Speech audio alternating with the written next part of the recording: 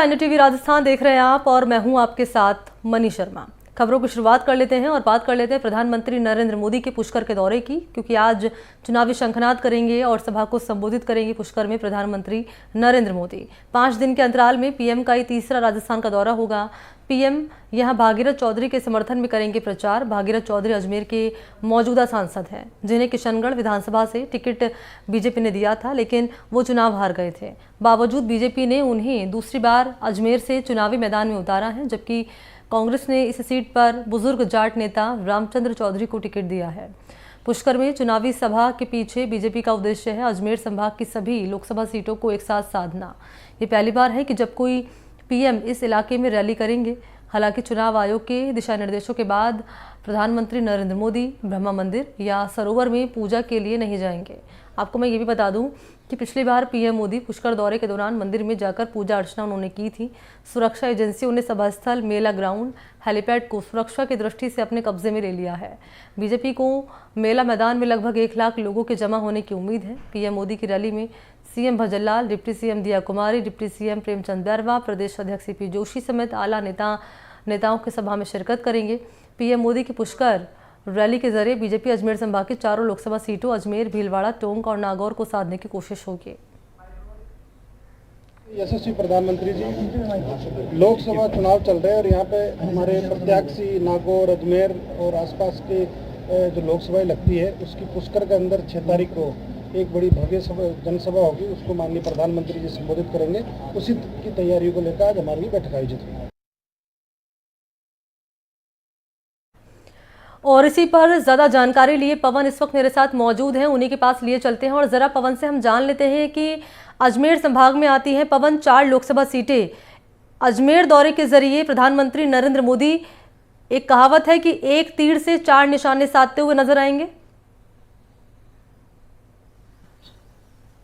जी बिल्कुल मनी, देखिए आज प्रधानमंत्री नरेंद्र मोदी धार्मिक नगरी पुष्कर पहुंचेंगे और वह दिल्ली से सीधे 2 बजे विशेष विमान से किशनगढ़ एयरपोर्ट पहुंचेंगे। वहां से सेना के हेलीकॉप्टर से पुष्कर हेलीपोर्ट पहुंचेंगे और यहां पर जो तमाम व्यवस्था है वो पूरी कर ली है। और निश्चित तौर पर देखिए काशी और महाकाल और अयोध्या के बाद अब ब्रह्मा की नगरी में प्रधानमंत्री नरेंद्र मोदी की नजर है और यहां पर जो अजमेर संभाग की चारों सीटें हैं उनके प्रत्याशियों के समर्थन में आज जनसभा को संबोधित करेंगे।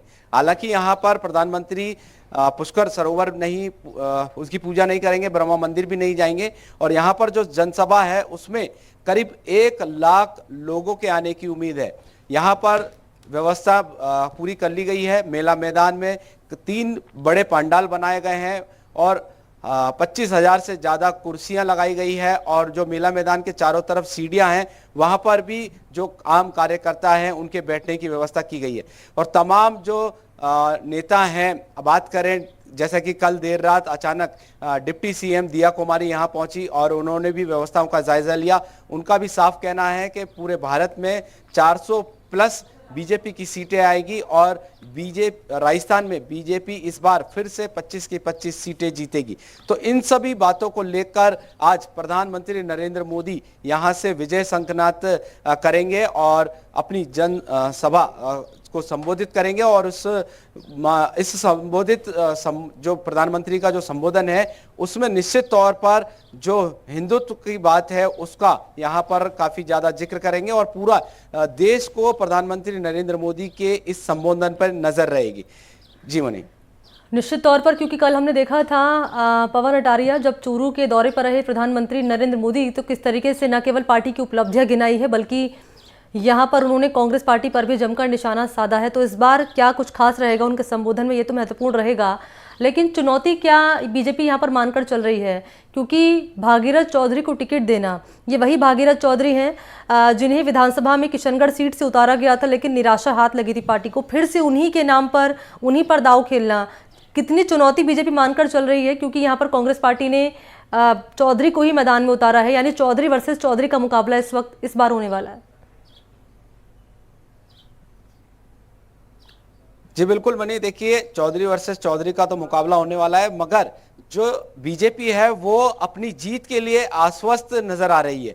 वो इसलिए नजर आ रही है क्योंकि देखिए, अगर अपन पिछले विधानसभा चुनाव की बात करें तो जो विकास चौधरी थे वो खुद बीजेपी माइंडेड थे, जो कांग्रेस में चले गए, और जो निर्दलीय थे सुरेश टांक वो बीजेपी में आ गए और खुद भागीरथ चौधरी हैं। तो ऐसे में तीनों तमाम जो नेता हैं वो बीजेपी माइंडेड थे। हालांकि कुछ परिस्थिति के चलते विकास चौधरी ने कांग्रेस ज्वाइन कर ली थी। तो जो आंकड़े हैं, और बात करें पिछले लोकसभा चुनाव की, तो कांग्रेस के जो प्रत्याशी हैं थे रिजू झुंझुनवाला, उनको भागीरथ चौधरी ने करीब 4 लाख से ज्यादा मतों से हराया था। तो यहां पर जो बीजेपी के कार्यकर्ता हैं, और 8 विधानसभा सीट में से 7 विधानसभा सीट बीजेपी के पाले में है, तो तमाम जो विधायक हैं, तमाम जो शहर अध्यक्ष हैं और तमाम जो देहात अध्यक्ष हैं, उन्होंने बिल्कुल जाल बिछा दिया है, जाजम बैठा दी है कि इस बार फिर से लोकसभा सीट भारतीय जनता पार्टी के पाले में जाएगी, अजमेर और नागौर सहित अजमेर संभाग की। जी ठीक है, शुक्रिया आपका पवन, तमाम डिटेल्स इस खबर पर देने के लिए।